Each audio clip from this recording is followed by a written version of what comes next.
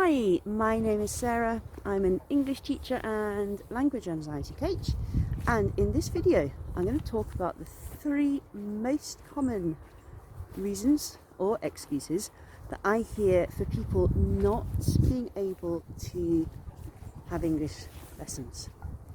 And number 1, I can't afford it. Okay, so I have sympathy with this because I've had times in my life where I haven't been able to afford to take lessons. However, I also know that if the lessons had been more important to me, I would have found that money. So I think often it's a choice of what do we spend our money on. We've all got a limit to how much money is available, and we all have to make choices as to where that money is spent. So when I couldn't afford to have lessons in Chinese, that wasn't really true. I could afford the lessons. I just wanted to spend the money on something else. And I was making an excuse. I was saying, I can't afford it, I can't afford it. But that was a lie, because I could. I was just making a choice to put the money elsewhere. So if you find yourself saying, I can't afford it, I can't afford it, I would just gently invite you to just poke that a little bit. Is that really, really true? Or is it more like, oh, well, I could afford it, but I actually really want to go to that great Pilates class and I can't do both? And that's fine. If you want to go to the Pilates class instead of learning English, great, do it.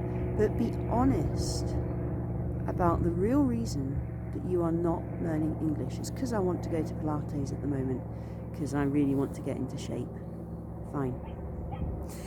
Second excuse, I haven't got time. All right, now of course we can all sympathize with this. I just don't have time, I haven't got time, can't do it, too busy. And it is true that there are people who live ridiculously busy lives and for whom studying can be really, really challenging. I understand that. But again, I would invite you to really just push that a little bit.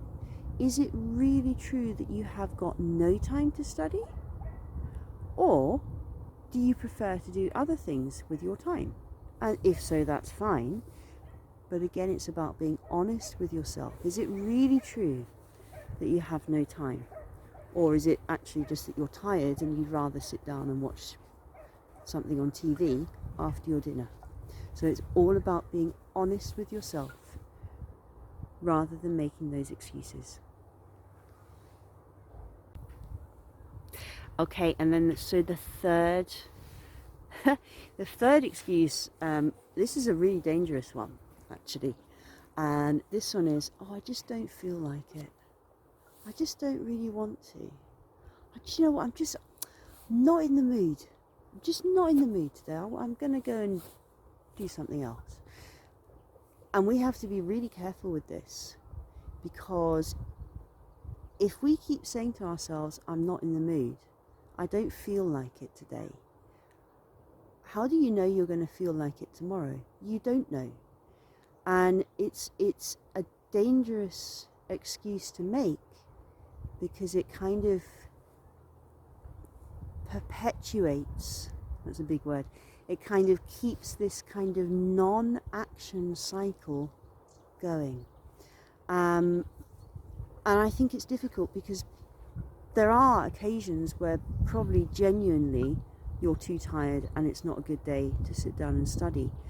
But equally, there will be many, many other times where if you made yourself study, you'd be okay, you'd get into it, you'd want to do it, you'd be like, actually, yeah, I do enjoy doing this. And this thing of, I'm not in the mood, I don't want to use the word lazy, but it is a form of laziness and avoiding taking action. And we have to be careful with this one. You know, I'm doing a meditation practice at the moment, and the book that I'm reading about the meditation, he says you will have days when you are too tired, where you are hungry, where you want to watch TV, where you want to do anything except the meditation. But you've got to keep doing it. You've got to maintain that practice. It's really, really important. And this is the same. If you keep saying to yourself, I'm not in the mood today, well, you might never be in the mood.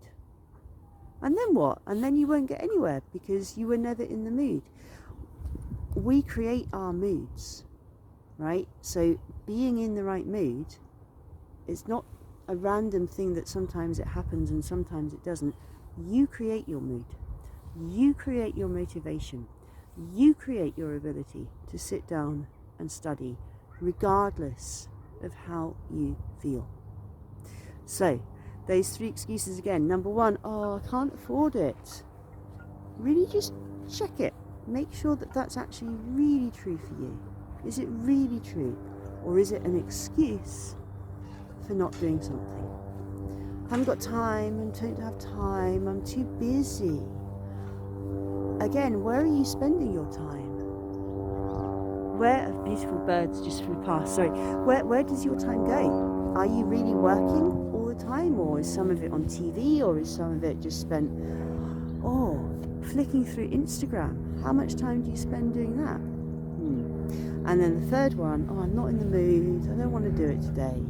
Well, again, you've got to really check that with yourself, because you need to be in the mood and you need to create that mood. So let me know if any of those excuses or ways of thinking connect with you. If you have any questions or any comments, of course, please write them below, and thank you for watching this video.